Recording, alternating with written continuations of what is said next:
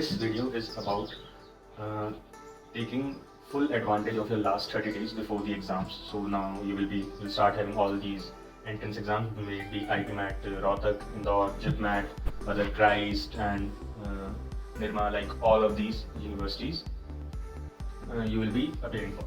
So what should you do in your last 30 days? English is actually a big part of your exam. So there will be a huge weightage for the English section, and it's actually very easy to score in that. So like if you can ace in English, there is a high chance that you can get the overall cutoff cleared, and if you get more marks than the cutoff, then obviously any marks that you get above the cutoff, it will be helping you in the long run. So for the video based assessment, since this year the written test also has more weightage for IPMAT and DOR especially, so that will help you further ahead. English basically like for reading comprehension and the English grammar portion. So for reading comprehension, the best way to prepare for it is read every day. Okay, so just get a habit of reading every day. All of us like get a newspaper at home, and even if you don't, then ask your parents to get a subscription for an English newspaper for the next coming 1 to 2 months and read that newspaper every day. What it will do is you will develop a speed for reading.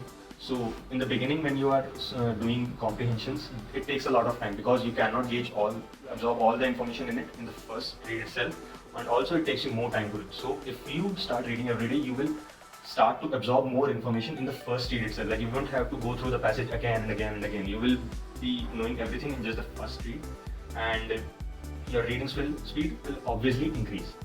So that handles for this. Now for the grammar section, what you should do is for vocabulary mainly, because see, vocabulary is like a vast domain. You cannot learn and memorize all the words, so it's practically impossible to memorize all the words. So for grammar, the best way to approach is do 3 to 5 new words every day.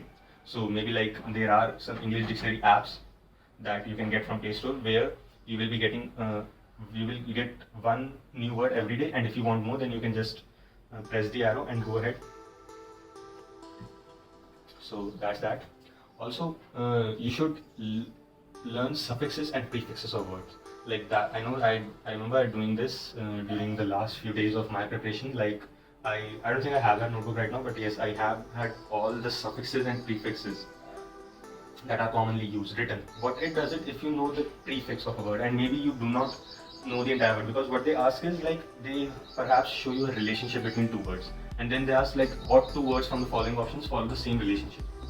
So for questions like these, you don't need to remember the meaning of the whole word. If you know the meaning of prefix and suffixes, and you know that where these words are used, you get a feel for it, and you don't need to remember the entire word, and that is how you can crack the vocabulary section. So just 3 to 5 new words every day.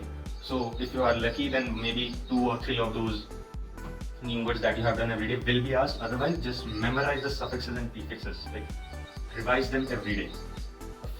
Revise them every day. So if a question on that is asked, you can answer correctly.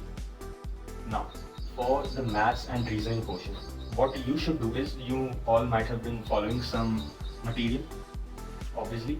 So just take that material and start doing it again. Like I remember when I was in the last stretch, so the last 30 days, I had my material.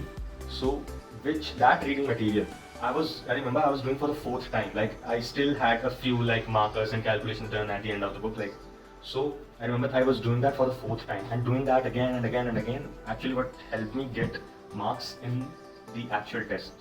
So you should be doing those again and again. So just start by like whatever material you have, one chapter from quantitative ability every day, and one from logical reasoning every day.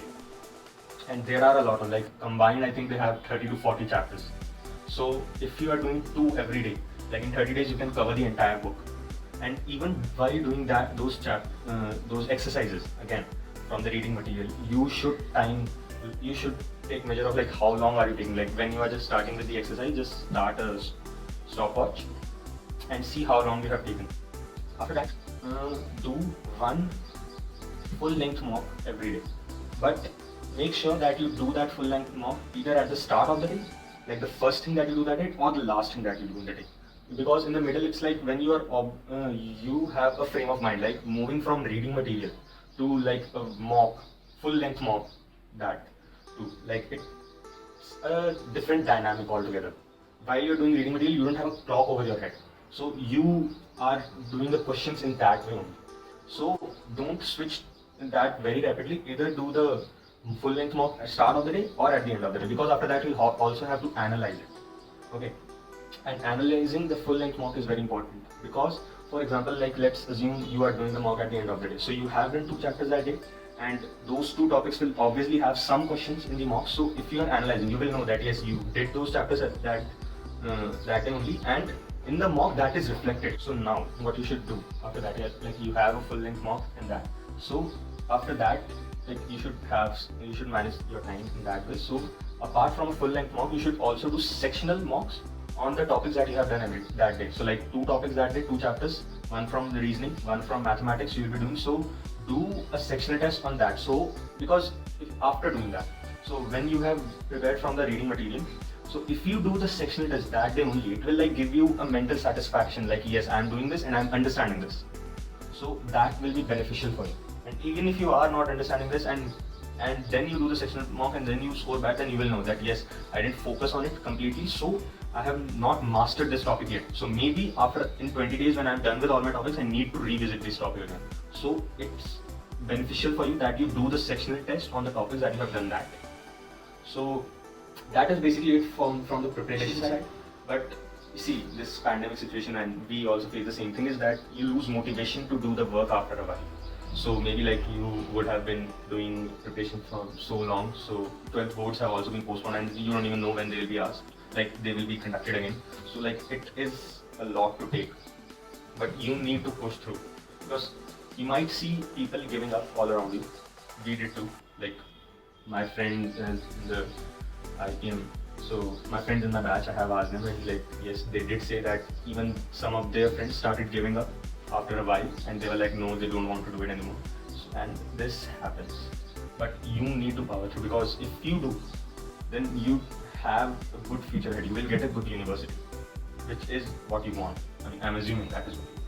So you need to power through and like give yourself some motivation, something that says that no, I cannot give up, and hold on to that. So that whenever you feel like giving up, you just think of that and you just power through. So that's basically it.